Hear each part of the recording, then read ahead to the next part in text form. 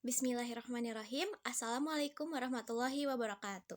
Halo semua, perkenalkan nama saya Alma Sajabzah Humagi, merupakan mahasiswi Universitas Pendidikan Indonesia atau biasa kita kenal dengan singkatan UPI dari Fakultas Pendidikan Seni dan Desain dengan jurusan Desain Komunikasi Visual.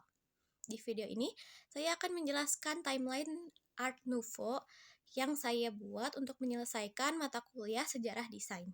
Dimulai dari pengertian secara ringkas, penjelasan poster, hingga timeline dari gaya Art Nouveau itu sendiri. Nah, apa sih Art Nouveau itu?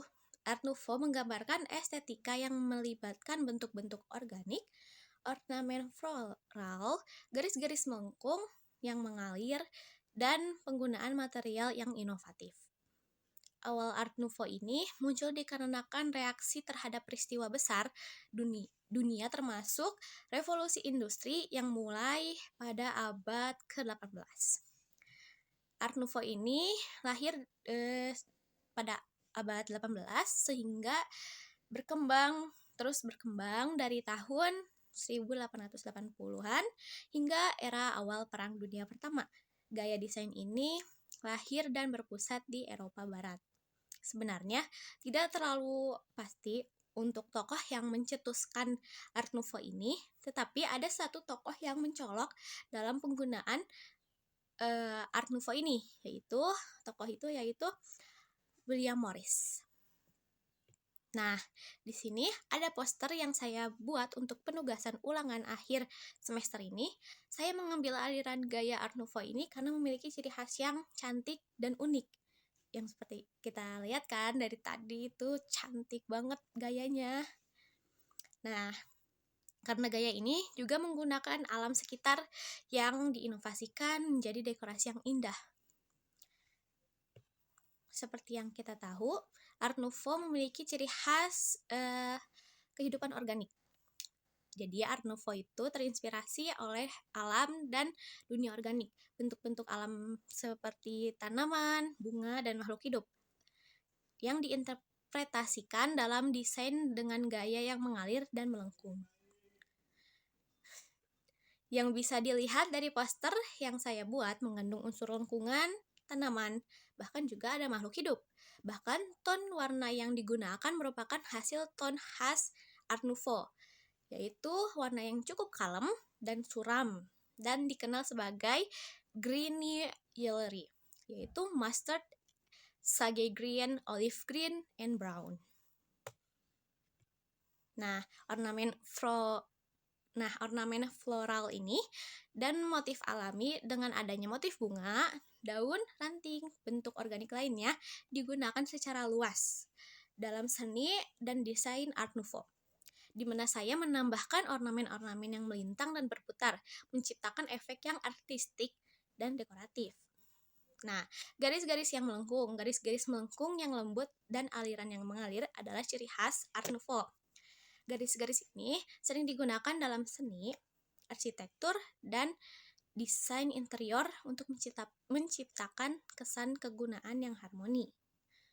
Ada juga eksplorasi bentuk baru, yaitu Art Nouveau yang sering menggabungkan bentuk-bentuk dan eksperimental dalam seni dan desain. Hal ini mencakup penggunaan bentuk-bentuk geometris yang lebih kompleks, simetri terputus-putus, dan kombinasi kontras antara kurva atau garis lurus.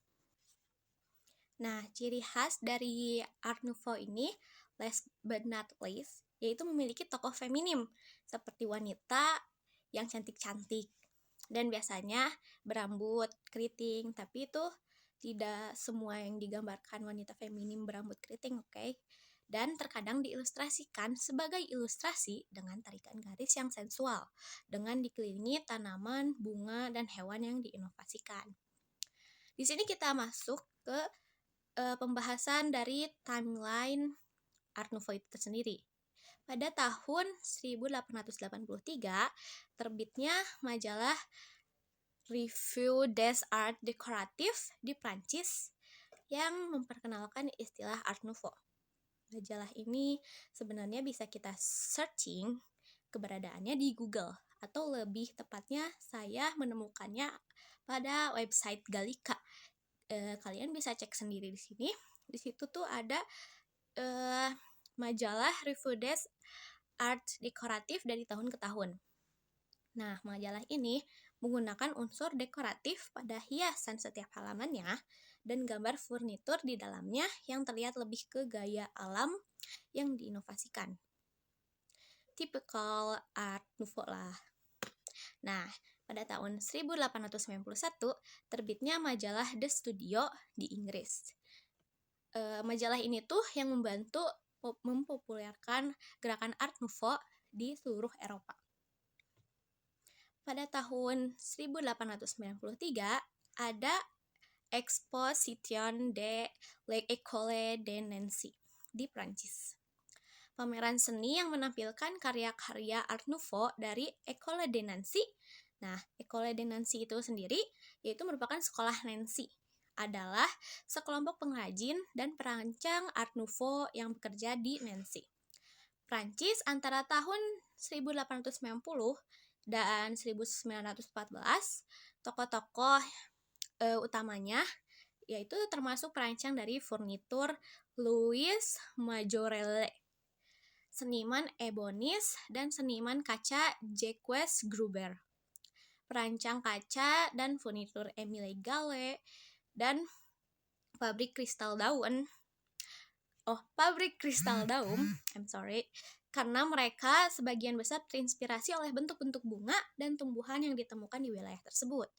Tujuan kelompok ini adalah untuk memproduksi secara seri benda-benda biasa seperti furnitur, barang pecah belah, dan tembikar.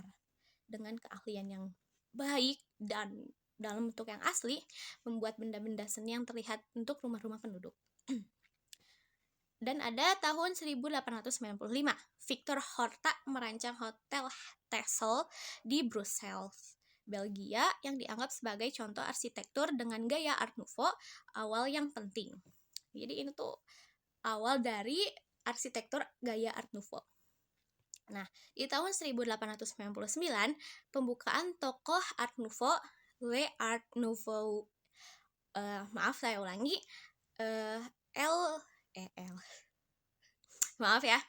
Nah, pada tahun 1899 pembukaan tokoh Art Nouveau, Le Art Nouveau Bing di Paris yang mempromosikan dan menjual karya-karya seniman Art Nouveau adalah galeri yang dibuka pada tahun pada tanggal 26 Desember 1895 oleh Siegfried Bing di 22 Rue de Provence, Paris. Bangunan ini dirancang oleh arsitek Louis Bonnier. Nah, kita nyampe ke tahun 19, yaitu 1900, di mana pameran universal di Paris, di mana Art Nouveau mencapai puncak popularitasnya. Jadi Art Nouveau ini mencapai popularitasnya itu pada tahun 1900 atau pada abad 19. Nah, dengan penggunaan yang luas dalam arsitektur, seni terapan, dan dekorasi interior, beberapa karya terkenal dari pameran ini termasuk Pavilion Art Nouveau oleh Hector Guimard dan Gucci Tiffany oleh Louis Comfort Tiffany. Pada tahun 1903, peluncuran majalah seni Jugend di Jerman yang memainkan peran penting dalam mempopulerkan Art Nouveau di Jerman. Nah, majalah ini berisikan untuk seni, sastra, dan terutama gaya hidup yang dibebaskan dari konvensi yang dianjurkan dari Jugend. Estetika, alam, nudisme, atau ketelanjangan diusulkan kepada masyarakat yang pada waktu itu masih mengenakan korset dan terikat oleh banyak konvensial sosial. Majalah ini memiliki dampak yang hampir revolusioner dan membebaskan di negara-negara berbahasa Jerman. Pada tahun 1904, pameran Le Art Nouveau di Munich, Jerman yang menampilkan berbagai karya seniman Art Nouveau dari seluruh Eropa. Karya-karya penting yang ditampilkan antara lain karya-karya dari Alphonse Mucha, Gustav Klimt, dan Antoni Gaudi. Pada tahun 1907,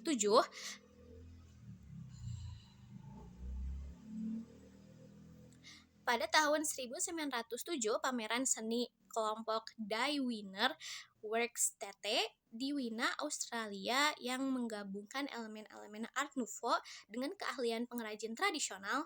Karya-karya terkenal dari pameran ini termasuk karya-karya Gustav Klimt dan Joseph Hoffman.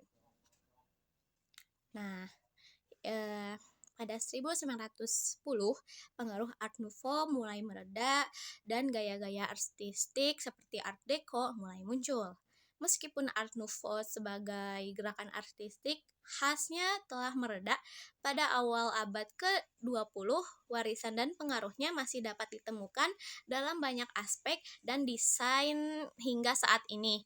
Sekian penjelasan yang bisa saya sampaikan. Terima kasih yang sudah mau menonton. Saya undur diri. Wassalamualaikum warahmatullahi wabarakatuh.